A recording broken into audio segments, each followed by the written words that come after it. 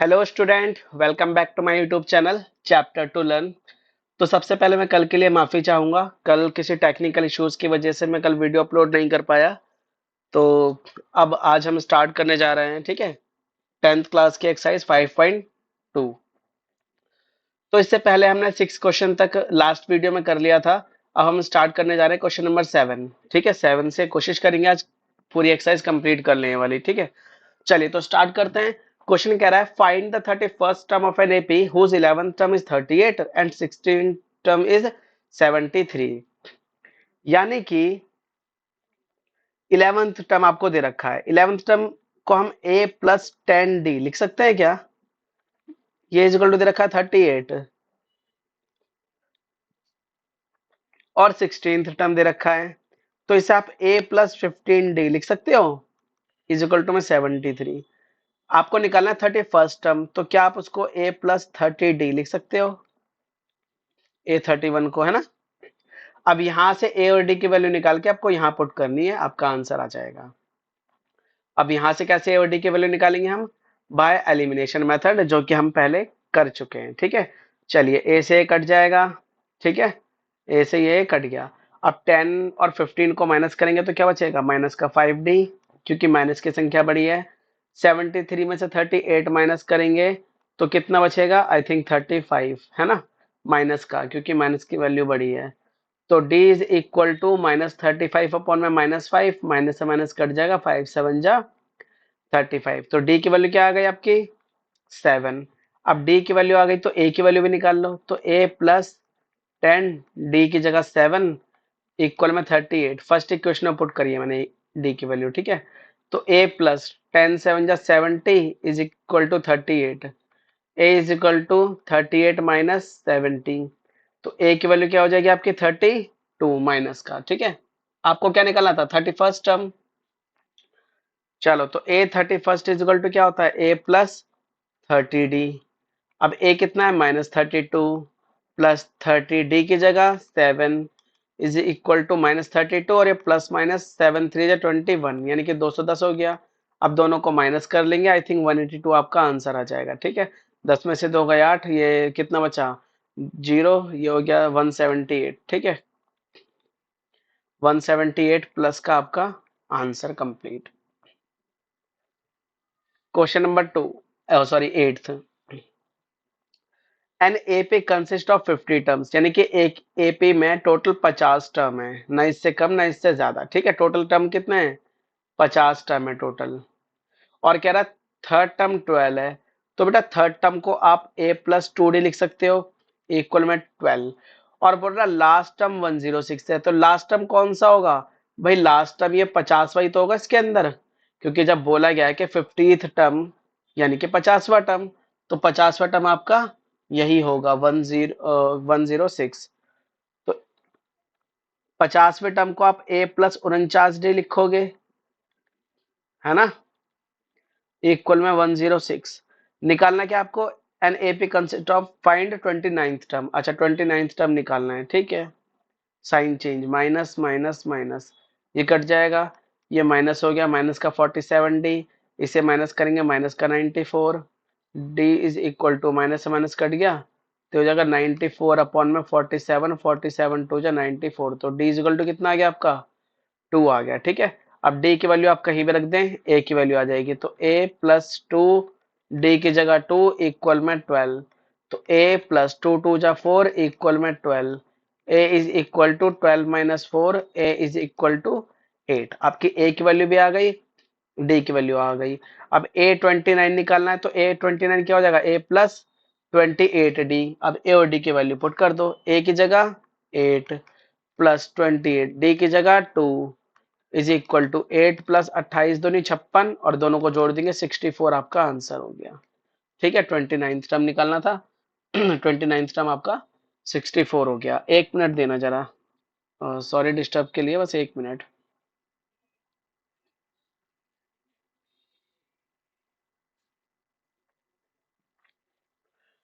Question number 9। If third term and ninth term of an AP is 4 and -8। अच्छा third term दे रखा है आपको 4, तो थर्ड टर्म को आप क्या लिखोगे? a प्लस 2d, ये इज इक्वल टू दे रखा है 4 एंड नाइन्थ टर्म इज -8। तो नाइन्थ टर्म को क्या लिखोगे आप, a plus 8d is equal to -8। क्या निकालना है, which term of the AP is zero. अच्छा कह रहा है कौन सा टर्म जीरो है। जब पूछे कि कौन सा टर्म जीरो है तो हमेशा लास्ट टर्म मानोगे आप, लास्ट टर्म मतलब an। अगर कभी भी बोले क्वेश्चन में कौन सा टर्म, तो मतलब लास्ट टर्म, विच टर्म मतलब लास्ट टर्म, ठीक है। तो लास्ट टर्म को जीरो मान लिया, तो n की वैल्यू फाइंड करनी है आपको इसमें। पहले यहां से a और d की कर लेते हैं। a से a कट गया, 8 में से 2 गए, बचा माइनस का 6d, 8 और 4 12, d इज इक्वल टू 12 बटे -6, 6 दूनी 12, तो d की वैल्यू कितनी आ गई, -2। अब a की वैल्यू निकाल लो, तो a plus 2d is equal to 4, तो a प्लस 2 d की जगह -2 इज इक्वल टू 4। तो ये हो जाएगा a प्लस 2 जा माइनस का 4 हो जाएगा, है ना, इज इक्वल टू 4।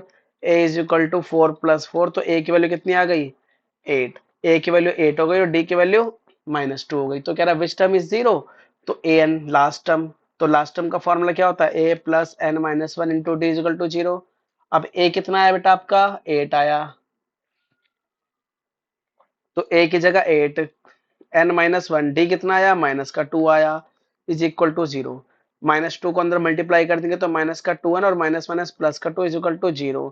तो -2n इज इक्वल टू, ये क्या हो जाएगा, 8 और 2 10, इधर आके माइनस का 10, माइनस माइनस कट गया, n is equal to 10/2 cut के आ गया 5।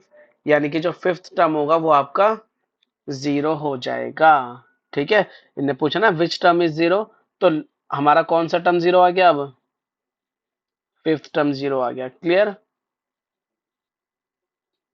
आते नेक्स्ट क्वेश्चन पे 10। कह रहा था 17th term of an AP exceed it's 10th term by 7। अच्छा, मतलब 17th टर्म जो है वो 10th टर्म से 7 ज्यादा है, ये ज्यादा है ना 7, तो इसमें 7 प्लस करेंगे। फिर क्या कह रहा है, find the common difference, D निकालना है आपको इसके अंदर खाली, ठीक है। तो एक बार इस चीज को दोबारा समझे, देखिए क्या है, ये कह रहा है 17th term of an AP exceed 10th term by 7, यानी कि 17वां पद 10वें पद से 7 अधिक है, 17वां अधिक है ना, तो इक्वल करने के लिए इसमें 7 प्लस करना पड़ेगा, अधिक है इसलिए। अगर कम बोलता तो माइनस लिख देते, ठीक है। तो A17 क्या होता है, a प्लस 16d, A10 क्या होता है, a प्लस 9d इक्वल में 7। अब ये a से a कट जाएगा, क्योंकि इक्वल में, अगर इक्वल में दो नंबर सेम साइन के हो तो वो कट जाते हैं, सेम हो तो, ठीक है। 16d, ये इधर आके माइनस का 9d इक्वल में 7। अब ये 16 में से 9 गए, कितना बचा, 7d इक्वल में 7। तो d is equal to 7/7 cut के d की वैल्यू आ गई आपकी 1, कॉमन डिफरेंस निकालना था, 1 आ गया, ठीक है। 11th question, which term of an AP 3, 15, 27, 39 will be 132 more than its 54th term। कह रहा है कौन सा टर्म 32वें टर्म से एक, सॉरी 54वें टर्म से 132 अधिक होगा। तो अगेन वही, कौन सा टर्म मतलब लास्ट टर्म, तो मान लेते हैं कि लास्ट टर्म 54th टर्म से 132 ज्यादा होगा, यानी कि ये वाला टर्म इससे 132 ज्यादा है, ये वाला। तो अगर ये 132 ज्यादा है तो इसमें 132 प्लस करना होगा मैं, ठीक है। ध्यान रखें इस बात को कि जो चीज ज्यादा होती है उसमें प्लस नहीं करते हम, दूसरे वाले में प्लस करते हैं, ठीक है। चलो अब करते हैं इसको आगे। ए एन की वैल्यू क्या होती है, a plus N minus one into d. A14 क्या होता है, a प्लस 53d और प्लस का 132। तो कौन सा टर्म कभी भी पूछे तो हमेशा लास्ट टर्म मानेंगे, और लास्ट टर्म में हम n निकालते हैं, लास्ट टर्म में क्या निकालते हैं हम, n निकालते हैं, ठीक है। चलो अगेन वही, a से a कट गया फिर से यहाँ पे, ठीक है। अब ये n माइनस वन, डी की वैल्यू कितनी है इसमें, d की वैल्यू इसको इसमें से माइनस करेंगे तो आ जाएगी 12, तो d की जगह लिखेंगे 12 इक्वल में 53, d की जगह 12 प्लस 132। अब इसको मल्टीप्लाई करना हो तो कर लो, नहीं करना तो मत करो ना। n माइनस वन और ये ब्रैकेट में 12, 53 को 12 से मल्टीप्लाई करेंगे कितना आएगा जरा देखते हैं, 12 तिया 36, 6 3 12 पंजे 60, 3 63, 636 प्लस 132। अब ये n माइनस वन, अब 12 को मैंने इसलिए डिवाइड नहीं करा क्योंकि अब मल्टीप्लाई नहीं करा, क्योंकि अब यहाँ पे डिवाइड में हो जाएगा, और इन दोनों को ऐड कर लो। इसमें 132 ऐड कर देंगे, 6 2 8, 3 3 6 और 1 7, कितना आ गया 768। अब इसको 12 से डिवाइड कर लेंगे तो हो जाएगा 12 6 72 और 12 चौक 48, यानी कि n minus one is equal to 64, minus one इधर आके प्लस का हो जाएगा तो जुड़ जाएगा इधर 65, यानी कि n की वैल्यू क्या आ गई 65, यानी कि 65th टर्म जो होगा 65वां पद जो है वो इस 54वें पद से 132 अधिक होगा। ठीक है, ये आपका आंसर हो गया। 12th क्वेश्चन कह रहा है two APs have the same common difference, the difference between their 100th term is 100, तो what is the difference between their 1000th term. ठीक है, 1000 टर्म का डिफरेंस बताना है हमें क्या होगा। चलो तो देखते हैं क्या होता है 1000 टर्म का डिफरेंस। अच्छा 100 टर्म का डिफरेंस कितना 100, तो दो एपी अलग अलग, तो ये पहली एपी का 1000 टर्म 100 टर्म और ये दूसरी एपी का 100 टर्म, दोनों का डिफरेंस है ना, तो इसलिए माइनस लगाया मैंने यहाँ पे। ठीक है, पहली एपी का 100वां पद माइनस दूसरी एपी का 100वां पद, दोनों का अंतर 100 है तो इक्वल में 100 लिखा। ठीक है, अब इस 100 को क्या लिखेंगे आप लोग a प्लस 99d, माइनस इसको क्या लिखोगे, इसको भी a plus 99d is equal to 100। अब मैंने यहाँ पे ए तो एक कैपिटल लिया एक स्मॉल लिया, लेकिन डी सेम लिए, क्यों, क्योंकि क्वेश्चन में बोला गया है सेम कॉमन डिफरेंस, इसलिए डी को डी ही रखेंगे, सिर्फ एक ही है ना। अब ये ए प्लस 99d, ये माइनस अंदर जाएगा तो माइनस के और माइनस का 99d इज इक्वल टू 100 हो जाएगा। 99d से 99d कट गया, बचा a minus A is equal to 100। ठीक है, अब आपको क्या निकालना है 1000 टर्म का डिफरेंस, तो ये पहली एपी का 1000 टर्म माइनस दूसरी एपी का 1000 term is equal to what. ठीक है, चलो अब स्टार्ट करते हैं। 1000 टर्म को क्या लिखोगे आप a प्लस 999d माइनस इसका a प्लस 999d, है ना, यही तो लिखेंगे इक्वल में, इसे अब रहने दो इक्वल वाला। ठीक है, चलो आगे बढ़ते हैं। अब ये a प्लस 999d, क्योंकि अब तो वैल्यू निकालनी है ना इसकी, माइनस का a माइनस का 999d। अब देखो 999d से 999d कट गया, a माइनस a, इसकी वैल्यू क्या है ऊपर 100 है, यानी कि 1000 टर्म का डिफरेंस भी क्या आया इक्वल में 100 ही आया। तो ये बात ध्यान रखो, अगर दो एपी दे रखी है और उनका डी सेम है तो उसका जो फर्स्ट टर्म का डिफरेंस होगा वही 100वें टर्म का डिफरेंस होगा, वही 1000 का भी होगा, सबका वही होगा। ठीक है, आते हैं 13 क्वेश्चन पे। कह रहा how many 3 digit number are divisible by 7। अच्छा, कितने 3 डिजिट के ऐसे नंबर है जो 7 से डिवाइड हो जाएंगे। तो 3 डिजिट के नंबर कहां से स्टार्ट होते हैं 100 से स्टार्ट होते हैं और कहां तक चलते हैं 999 तक।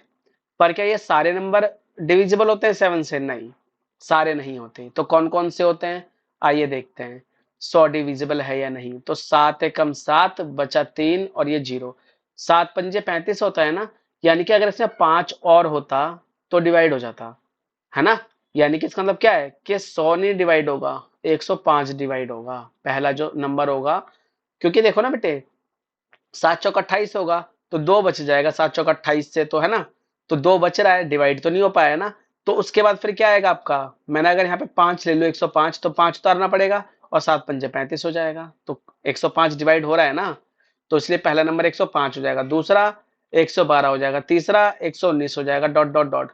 अब लास्ट में कौन सा नंबर होगा, है ना, जैसे 999 क्या डिविजिबल है, तो आओ इसे भी चेक कर लेते हैं। 999 को 7 से डिवाइड करेंगे, 7 एकम 7, 9 में से 7 गए 2, ऊपर से उतारा 9, 7 चौक 28, 9 में से 8 गए 1, ऊपर से उतारा 9, अब 7 दूनी 14, कितना बचा 5, यानी कि इसमें 5 फालतू आ रहा है तो ये 5 इसमें माइनस कर देंगे तो 994, यानी कि ये लास्ट वो नंबर है 3 डिजिट का जो 7 से डिविजिबल है। 994 लास्ट वो नंबर है 3 डिजिट का जो 7 से डिविजिबल है। तो अब ये वो सीरीज लिख दी मैंने जो 7 से डिविजिबल है सारे नंबर। ठीक है, चलो अब इसमें ए क्या हो जाएगा आपका 105, डी क्या हो जाएगा आपका 112 माइनस 105 मतलब 7, ए एन क्या है इसमें आपका 994, एन की वैल्यू फाइंड करनी है कितने नंबर ऐसे हैं जो 7 से डिविजिबल हैं।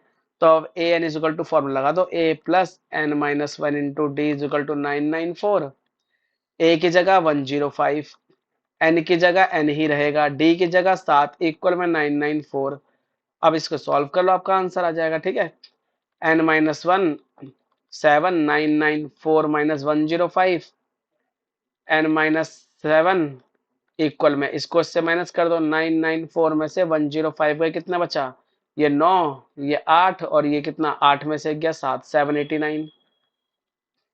अब 7 से डिवाइड कर देंगे इसको, 789 बचेगा क्या, एक मिनट, 8 8 आएगा यहाँ पे, 889।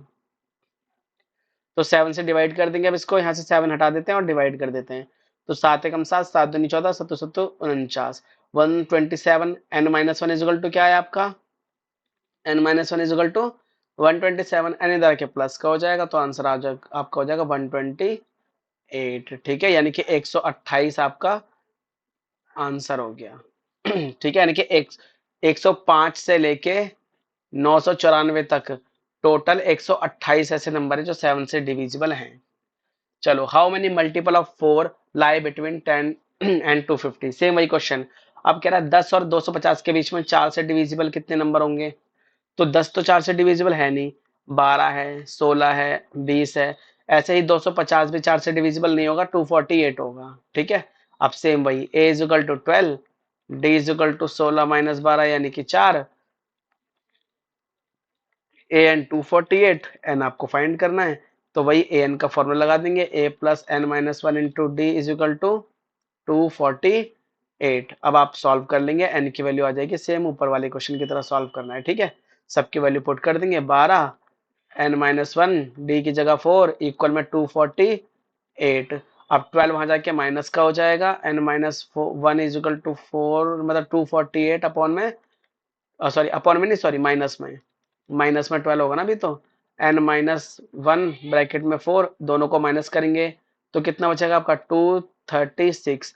अब 4 से डिवाइड कर देंगे, N minus one is equal to 236 upon 4, तो कितनी बार में कट जाएगा, 4 पंजे 20 और 4 निम 36, तो 59 आ गया। एन माइनस वन उधर जाके प्लस का हो जाएगा, तो 60 हो जाएगा। एन इज इक्वल टू क्या हो जाएगा, 60, खत्म आंसर।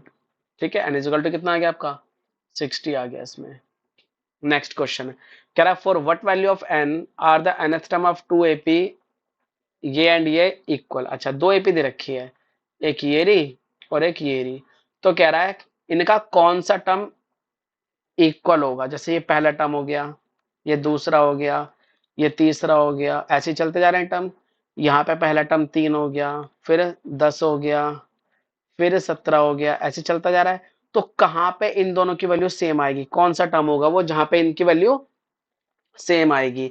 तो मान लो पहले वाले का भी लास्ट टर्म होगा और दूसरे वाले का भी लास्ट टर्म ही होगा। ठीक है, क्योंकि मैंने क्या बताया, अगर विच टर्म कभी भी बात आए, कौन सा टर्म, तो मतलब लास्ट टर्म हमेशा, है ना।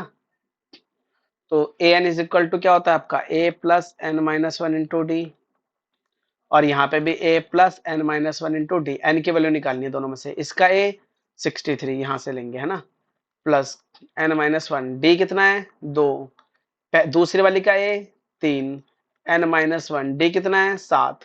अब सॉल्व कर लो, 63 plus 2n minus 2 is equal to 3, 7n minus 7, तो हो जाएगा 63 में से 2 गया, 61 प्लस 2n, और ये हो जाएगा 7n, 7 में से 3 गए माइनस का 4।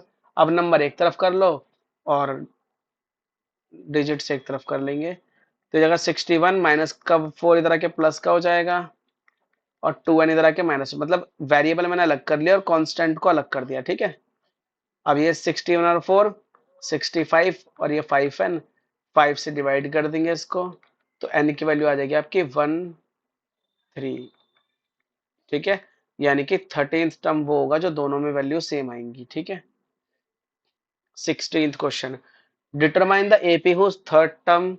अच्छा, एपी निकालनी है जिसका तीसरा पद दे रखा है आपको 16, तो थर्ड टर्म को a प्लस 2d लिखेंगे इज इक्वल टू 16, और कह रहा है, और क्या दे रहा है, seventh term exceeds the fifth term by 12। अच्छा,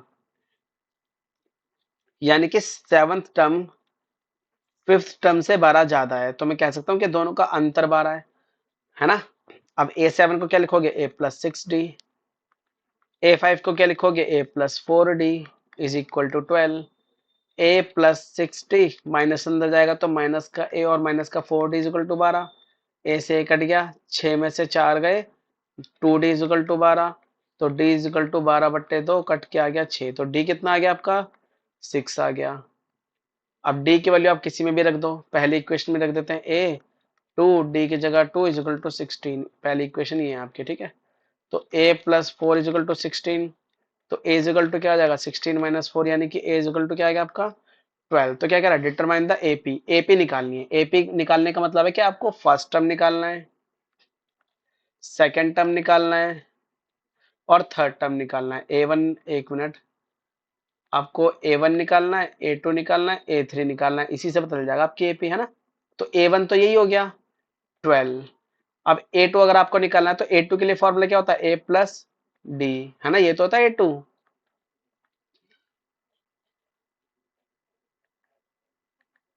एक मिनट रुकेंगे। तो ए टू क्या होता है बेटे, ए प्लस डी होता है ए टू, है ना। तो ए टू बराबर ए की जगह 12, डी की जगह 6, 12 6 18। अब ए थ्री वही ए प्लस टू डी, ए की जगह 12, टू डी की जगह 6, 12 प्लस 12 इज इक्वल टू 24। तो आपकी एपी क्या बन गई, पहला टर्म 12, दूसरा टर्म 18, तीसरा टर्म 24, डॉट डॉट डॉट, यानी कि हर बार 6 6 का डिफरेंस आ रहा है ना, देखो। ठीक है, तो ये आपकी एपी हो गई।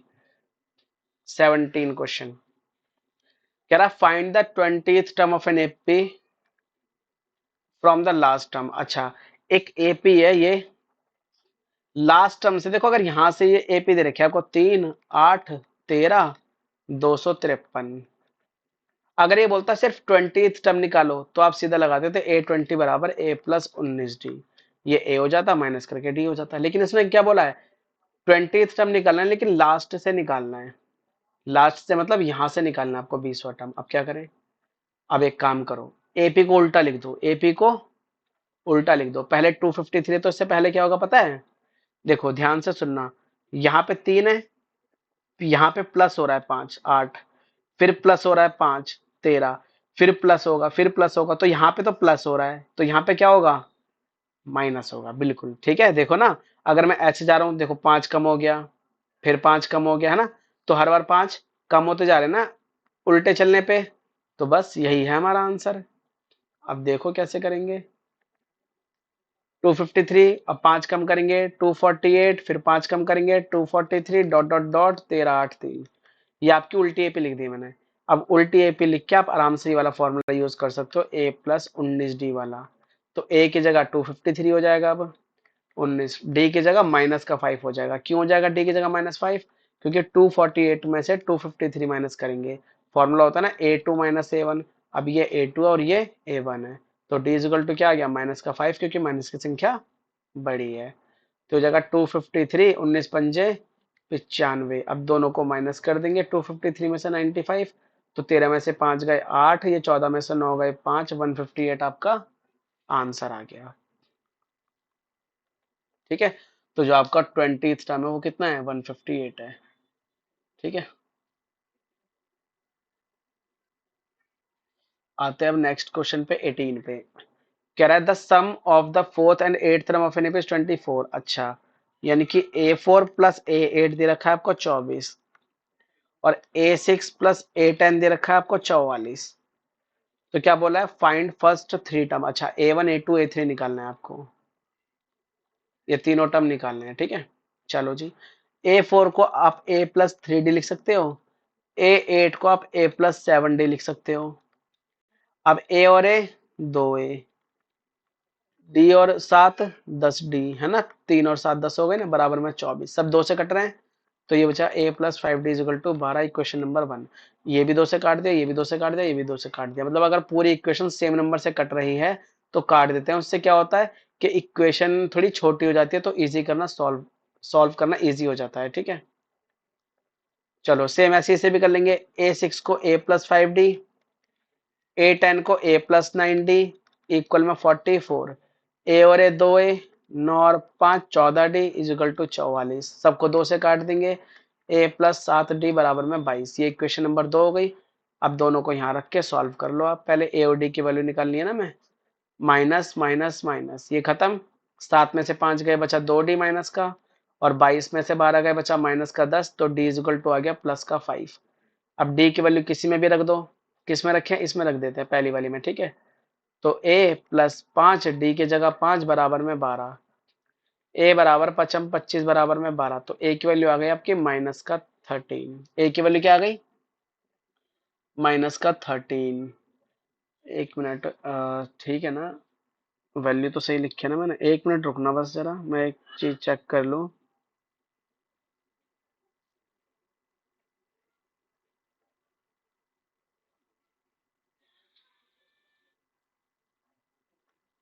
वही एक्चुअली क्वेश्चन के वो क्वेश्चन चेक करना है, कोई दिक्कत तो नहीं है, क्योंकि मेरे पास एक्चुअली सॉल्यूशन नहीं है ना इनके, और ना ही मेरे पे आंसर्स हैं इनके जिससे मैं चेक कर सकूं कि हाँ भाई सही है या नहीं है। तो मुझे क्वेश्चन वेरीफाई करना होगा एक बार, क्योंकि मुझे थोड़ा सा डाउट लग रहा है, पता नहीं क्यों इस पे, क्योंकि शायद माइनस की वैल्यू है नहीं इसकी।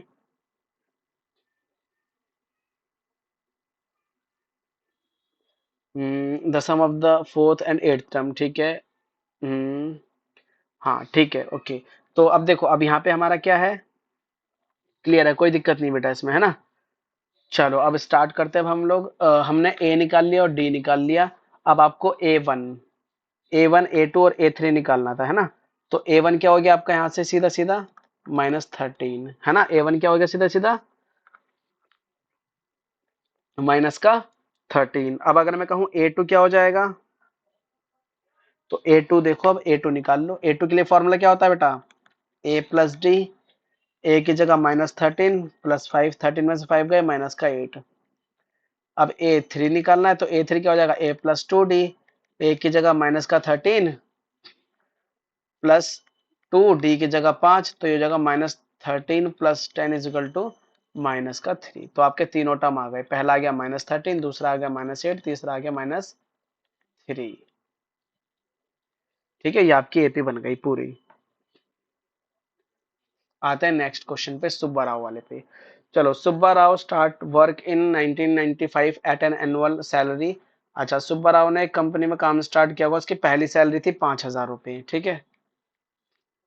फिर कह रहा है अब उसकी सैलरी हर साल 200 रुपये बढ़ती जा रही है, तो अगले साल कितनी बढ़ेगी? 5200 हो जाएगी, फिर 5400 हो जाएगी, ऐसे कर करके चलती जाएगी। तो पूछ रहा है 7,000 कितने साल बाद हो जाएगी, यानी कि एन की वैल्यू निकालनी है आपको इसमें, ठीक है। तो ए हो गया आपका 5,000, डी हो जाएगा 200, और ए एन हो जाएगा आपका 7,000। एन निकालना है आपको, ठीक है। चलो, a plus N minus one into D is equal to दे रखा है 7,000। ए की जगह 5,000 plus N minus one, d की जगह 200, 7,000। 5,000 वहां जाके माइनस का हो जाएगा, तो क्या बचेंगे? 7,000 में से 5,000 गए, 2,000 बचा। अब n माइनस वन 200 से डिवाइड कर देंगे तो आ जाएगा 10। n इजिकल टू 10 प्लस 1, तो n की वैल्यू क्या आ गई? 11, यानी 11 साल बाद उसकी तनख्वाह 7,000 रुपये हो जाएगी। Next and last question of this exercise. अब कह रहा है Ramkali saved 5 rupees in the first week. पहले वीक उसने 5 रुपए सेव किए। अब हर हर वीक उसकी सेविंग बढ़ती जा रही है, कितनी? 1.75 रुपीज। यानी कि पहले 5 तो थी, अब 1.75 और बढ़ गई, तो अगले हफ्ते कितनी हो जाएगी अब? 6.75। फिर अगले महीने दोबारा 1.75 और बढ़ा देगी, तो 5 5 10, 7 7 14 15 1 8.5। तो इस तरीके से एपी बना दी उसने, है ना? एपी बन गई नहीं बन गई? तो आपने क्या पूछा है कि इतने रुपए कब हो जाएंगे? 20 रुपए 75 पैसे उसकी सैलरी सेविंग कब हो जाएगी? तो ए की वैल्यू 5, डी की वैल्यू 1.75। डी कैसे आया? देखो, या तो डायरेक्ट ये देख लो कि जो बढ़ रहा है ना उसकी सेविंग बढ़ रही है, वही डी है ना? और या फिर माइनस करके निकाल सकते हैं आप इसको इसमें से। और ए एन आपको दे रखा है 20.75। अब आप सॉल्व कर लेंगे इसको, आपका आंसर आ जाएगा। A n is equal to a plus N minus one into d. A n की जगह 20.75, ए की जगह 5, एन माइनस वन, डी की जगह 1.75। अब ये 20.75 5 इधर आके माइनस का हो जाएगा, एन माइनस वन और डी की जगह 1.75। अब माइनस करेंगे तो कितना हो जाएगा? 15.75, और यहाँ पे 1.75 इधर आके डिवाइड में आ जाएगा, is equal to N minus one. अब ये इससे कितनी बार में कट जाएगा? 15 टाइम्स में। 15.75 को डिवाइड करना है 1.5 से, नहीं सॉरी 1.75 से। तो आपका आंसर आ रहा है 9। ओके। ये 9 टाइम्स में कट गया, इजिकल टू n-1, 1 इधर आके प्लस का हो जाएगा, तो n की वैल्यू क्या आ गई, 10 हो गई। ठीक है, तो यानी कि 10 हफ्ते बाद उसकी सेविंग 20 रुपये 75 पैसे हो जाएगी। ठीक है, तो ये आपकी एक्सरसाइज कंप्लीट हो गई। तो अगर आप